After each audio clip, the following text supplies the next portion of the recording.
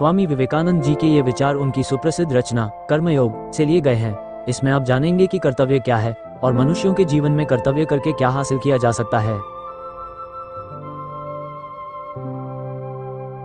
कर्मयोग का तत्व समझने के लिए ये जान लेना आवश्यक है कि कर्तव्य क्या है। यदि मुझे कोई काम करना है तो पहले मुझे ये जान लेना चाहिए कि वह मेरा कर्तव्य है या नहीं, और तभी मैं उसे कर सकता हूँ। विभिन्न जातियों में, विभिन्न देशों में इस कर्तव्य के संबंध में भिन्न भिन्न धारणाएं हैं। एक मुसलमान कहता है कि जो कुछ कुरान शरीफ में लिखा है वही मेरा कर्तव्य है। इसी प्रकार एक हिंदू कहता है कि जो कुछ मेरे वेदों में लिखा है वही मेरा कर्तव्य है। फिर एक ईसाई की दृष्टि में जो कुछ उसकी बाइबल में लिखा है वही उसका कर्तव्य है। इससे हमें स्पष्ट दिखाई पड़ता है कि जीवन में अवस्था, काल एवं जाति के भेद से कर्तव्य के संबंध में धारणाएं भी बहुविध होती हैं। अन्य भावसूचक शब्दों की तरह कर्तव्य शब्द की भी ठीक दो व्याख्या करना मुश्किल है। व्यवहारिक जीवन में उसके झुकाव तथा उसके फलाफलों द्वारा ही हमें उसके संबंध में कुछ धारणा हो सकती है। जब हमारे सामने कुछ बातें घटती हैं तो हम सब लोगों में उस संबंध में एक विशेष रूप से कार्य करने की स्वाभाविक प्रवृत्ति उदित हो जाती है, और प्रवृत्ति के उदय होने पर मन उस घटना के संबंध में सोचने लगता है। कभी तो वो ये सोचता है कि इस प्रकार की अवस्था में इसी तरह कार्य करना उचित है, फिर किसी दूसरे समय उसी प्रकार की अवस्था होने पर भी पूर्वोक्त रूप से कार्य करना अनुचित प्रतीत होता है। कर्तव्य के संबंध में सर्वत्र साधारण धारणा यही देखी जाती है कि सत्पुरुषगण अपने विवेक से कर्म किया करते हैं, परंतु वह क्या है जिससे एक कर्म कर्तव्य बन जाता है। पिछली शताब्दी में भारतवर्ष में डाकुओं का एक मशहूर दल था जिन्हें ठग कहते थे। वे किसी मनुष्य को मारकर उसका धन छीन लेना अपना कर्तव्य समझते थे। वे जितने अधिक मनुष्यों को मारने में समर्थ होते थे उतना ही अपने को श्रेष्ठ समझते थे। साधारणतया यदि एक मनुष्य सड़क पर जाकर किसी दूसरे मनुष्य को बंदूक से मार डाले तो निश्चय ही उसे ये सोचकर दुख होगा कि कर्तव्य भ्रष्ट हो, उसने अनुचित कार्य कर डाला है। परंतु यदि वही मनुष्य फौज में सिपाही की हैसियत से एक नहीं बल्कि 20 आदमियों को भी मार डाले तो उसे ये सोचकर अवश्य प्रसन्नता होगी कि उसने अपना कर्तव्य बहुत सुंदर ढंग से निभाया है। इस प्रकार यह स्पष्ट है कि केवल किसी कार्य विशेष का विचार करने से ही हमारा कर्तव्य निर्धारित नहीं होता। अतएव केवल बाह्य कार्यों के आधार पर कर्तव्य की व्याख्या करना नितांत असंभव है, परंतु फिर भी आंतरिक दृष्टिकोण से कर्तव्य की व्याख्या हो सकती है। यदि किसी कर्म द्वारा हम भगवान की ओर बढ़ते हैं तो वह सत्कर्म है और वह हमारा कर्तव्य है, परंतु जिस कर्म द्वारा हम नीचे गिरते हैं वह बुरा है, वह हमारा कर्तव्य नहीं। आंतरिक दृष्टिकोण से देखने पर हमें ये प्रतीत होता है कि कुछ कार्य ऐसे होते हैं जो हमें उन्नत बनाते हैं और दूसरे ऐसे जो हमें नीचे ले जाते हैं और पशुवत बना देते हैं। किंतु विभिन्न व्यक्तियों में कौन सा कार्य किस तरह का भाव उत्पन्न करेगा यह निश्चित रूप से बताना असंभव है। सभी युगों में यदि कर्तव्य का कोई एक सार्वभौमिक भाव रहा है तो वह परोपकार ही पुण्य है और दूसरों को दुख पहुंचाना ही पाप है। श्रीमद् भगवद गीता में जन्मगत तथा अवस्थागत कर्तव्यों का वारंवार वर्णन है। जीवन के विभिन्न कर्तव्यों के प्रति मनुष्य का जो मानसिक और नैतिक दृष्टिकोण रहता है वह अनेक अंशों में उसके जन्म और उसकी अवस्था द्वारा नियमित होता है। इसीलिए अपनी सामाजिक अवस्था के अनुरूप एवं हृदय तथा मन को उन्नत बनाने वाले कार्य करना ही हमारा कर्तव्य है। परंतु यह विशेष रूप से ध्यान रखना चाहिए कि सभी देश और समाज में एक ही प्रकार के आदर्श एवं कर्तव्य प्रचलित नहीं है। इस विषय में हमारी अज्ञानता ही एक जाति की दूसरी के प्रति घृणा का मुख्य कारण है। एक अमेरिका निवासी समझता है कि उसके देश की प्रथाएं ही सर्वोत्कृष्ट हैं, अतएव जो कोई उसकी प्रथाओं के अनुसार बर्ताव नहीं करता वह दुष्ट है। इस प्रकार एक हिंदू सोचता है कि उसी के रस्म रिवाज संसार भर में ठीक और सर्वोत्तम है, और जो उनका पालन नहीं करता वह महादुष्ट है। मुझे स्मरण है, और जब मैं शिकागो प्रदर्शनी में जा रहा था तो किसी आदमी ने पीछे से मेरा साफा खींच लिया। मैंने पीछे घूमकर देखा तो अच्छे कपड़े पहने हुए एक सज्जन दिखाई पड़े। मैंने उनसे बातचीत की और जब उन्हें यह मालूम हुआ कि मैं अंग्रेजी भी जानता हूं तो वे बहुत शर्मिंदा हुए। इन लोगों की सहानुभूति बस अपनी ही भाषा और वेशभूषा तक सीमित थी। शक्तिशाली जातियां कमजोर जातियों पर जो अत्याचार करती है वो इसी दुर्भावना के कारण होता है। मानव के प्रति मानव का जो बंधुभाव रहता है उसको ये सोख लेता है। संभव है वो मनुष्य जो मेरी पोशाक के कारण ही दुर्व्यवहार करना चाहता था एक भला आदमी रहा हो, एक सभ्य नागरिक रहा हो, परंतु उसकी स्वाभाविक सहृदयता का अंत बस उसी समय हो गया जब उसने मुझ जैसे एक व्यक्ति को दूसरे वेश में देखा। शायद यही कारण है सभी देशों में विदेशियों को अनेक अत्याचार सहने पड़ते हैं। अतएव हमें जो एक बात विशेष रूप से ध्यान में रखनी चाहिए वह ये है कि हम दूसरे के कर्तव्यों को उसी की दृष्टि से देखें, दूसरों के रीति रिवाजों को अपने रीति रिवाज के मापदंड से न जांचें। ये हमें विशेष रूप से जान लेना चाहिए कि हमारी धारणा के अनुसार सारा संसार नहीं चल सकता। हमें ही सारे संसार के साथ मिलजुल कर चलना होगा। सारा संसार कभी भी किसी न किसी अवस्था में अवस्थित है। अवस्थानुसार कर्म करना आवश्यक है। अगर कोई व्यक्ति सोचता है कि वह कोई बड़ा काम कर सकता है तो सबसे पहले उसे ये दिखा देना चाहिए कि वह अपने वर्तमान पद का कर्तव्य भलीभांति कर चुका है। ऐसा होने पर तब उसके सामने उच्चतर कर्तव्य आएंगे। जब संसार में हम लगन से काम शुरू करते हैं तो प्रकृति हमें चारों ओर से धक्के देने लगती है और शीघ्र ही हमें इस योग्य बना देती है कि हम अपना वास्तविक पद निर्धारित कर सकें। जो जिस कार्य के उपयुक्त नहीं है वह दीर्घकाल तक उस पद में रहकर सबको संतुष्ट नहीं कर सकता।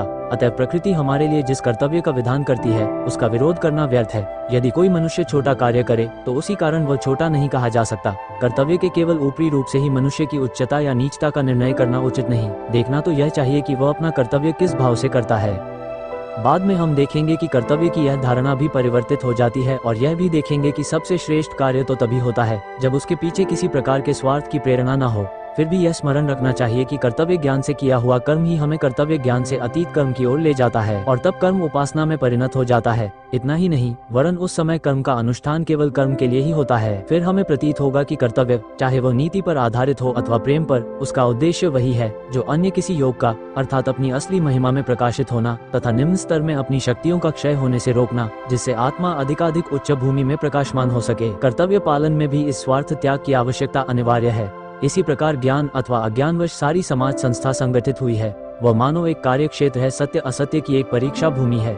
इस कार्य क्षेत्र में स्वार्थपूर्ण वासनाओं को धीरे धीरे कम करते हुए हम मनुष्य के प्रकृत स्वरूप के अनंत विकास का पथ खोल देते हैं। पर कर्तव्य का पालन शायद ही कभी मधुर होता हो। कर्तव्य चक्र तभी हल्का और आसानी से चलता है जब उसके पहियों में प्रेम रूपी चिकनाई लगी होती है, नहीं तो यह निरंतर एक घर्षण सा ही है। यदि ऐसा न हो तो माता पिता अपने बच्चों के प्रति, बच्चे अपने माता पिता के प्रति, पति अपनी स्त्री के प्रति तथा स्त्री अपने पति के प्रति अपना अपना कर्तव्य कैसे निभा सकेंगे? क्या इस घर्षण के उदाहरण हमें अपने दैनिक जीवन में सदैव दिखाई नहीं देते? कर्तव्य पालन की मधुरता प्रेम में ही है और प्रेम का विकास केवल स्वतंत्रता में होता है। परंतु सोचो तो सही, इंद्रियों का, क्रोध का, ईर्ष्या का तथा मनुष्य के जीवन में प्रतिदिन होने वाली अन्य सैकड़ों छोटी छोटी बातों का गुलाम होकर रहना क्या स्वतंत्रता है?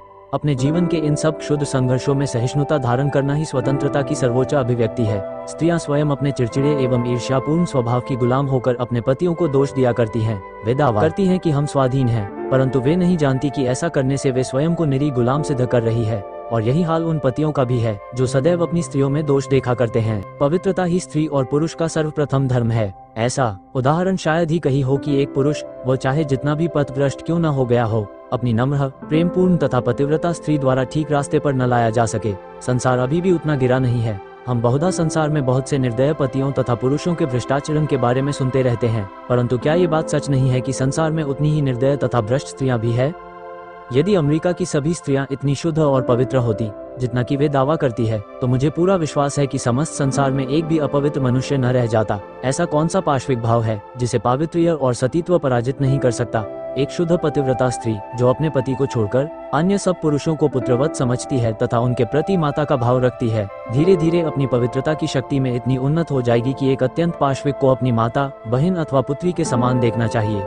विशेषकर उस मनुष्य को जो धर्म का प्रचारक होना चाहता है, यह आवश्यक है कि वह प्रत्येक स्त्री को मातृवत देखे और उसके साथ सदैव तद्रूप व्यवहार करे। मातृपद ही संसार में सबसे श्रेष्ठ पद है, क्योंकि यही एक ऐसा पद है जिससे अधिक निस्वार्थता की शिक्षा प्राप्त हो सकती है, स्वार्थ कार्य किया जा सकता है। केवल भगवत प्रेम ही माता के प्रेम से उच्च है, अन्य सब तो निम्न श्रेणी के है। माता का कर्तव्य है कि पहले वो अपने बच्चों का सोचे और फिर अपना, परंतु उसके बजाय यदि माता पिता सर्वदा पहले अपने ही बारे में सोचे तो फल ये होगा कि उनमें तथा उनके बच्चों में वही संबंध स्थापित हो जाएगा जो चिड़ियों तथा उनके बच्चों में होता है।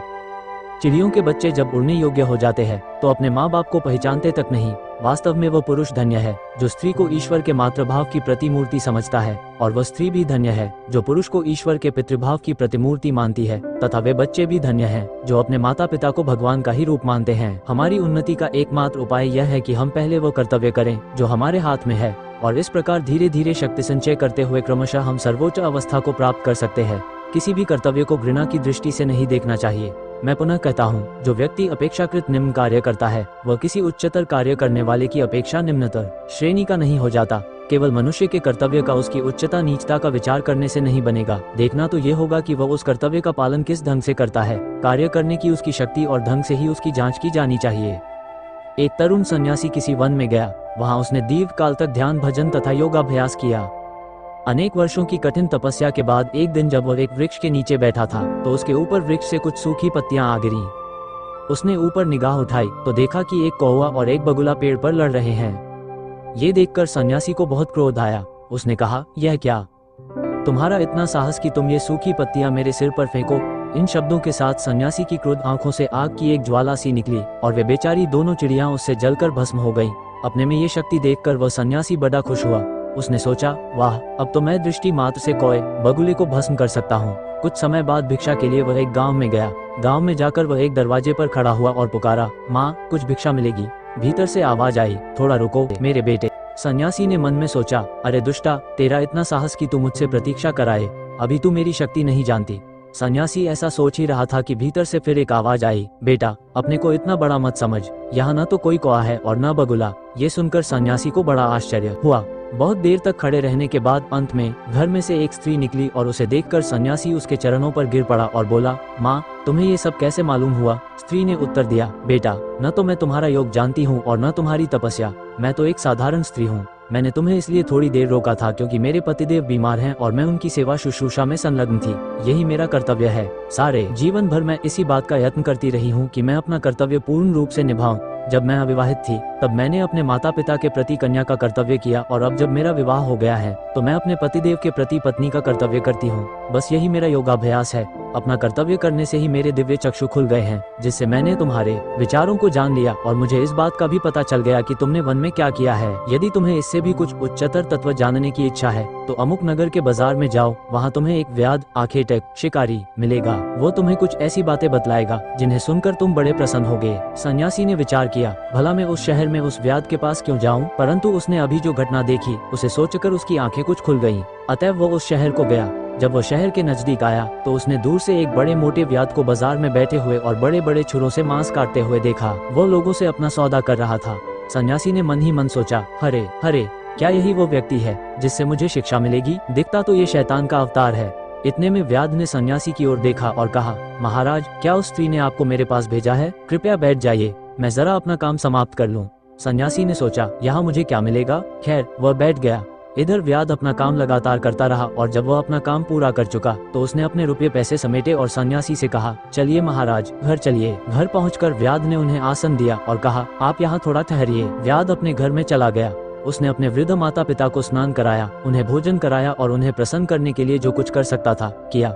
उसके बाद वह उस सन्यासी के पास आया और कहा, महाराज, आप मेरे पास आए हैं, अब बताइए मैं आपकी क्या सेवा कर सकता हूँ? सन्यासी ने उससे आत्मा तथा परमात्मा संबंधी कुछ प्रश्न किए और उनके उत्तर में व्याध ने उसे जो उपदेश दिया वही महाभारत में व्याध गीता के नाम से प्रसिद्ध है। व्याध गीता में हमें वेदांत दर्शन की बहुत उच्च बातें मिलती हैं। जब व्याध अपना उपदेश समाप्त कर चुका तो सन्यासी को बड़ा आश्चर्य हुआ और उसने कहा, फिर आप ऐसे क्यों रहते हैं? इतने ज्ञानी होते हुए भी आप व्याध क्यों है? इतना निंदित और कुत्सित कार्य क्यों करते हैं?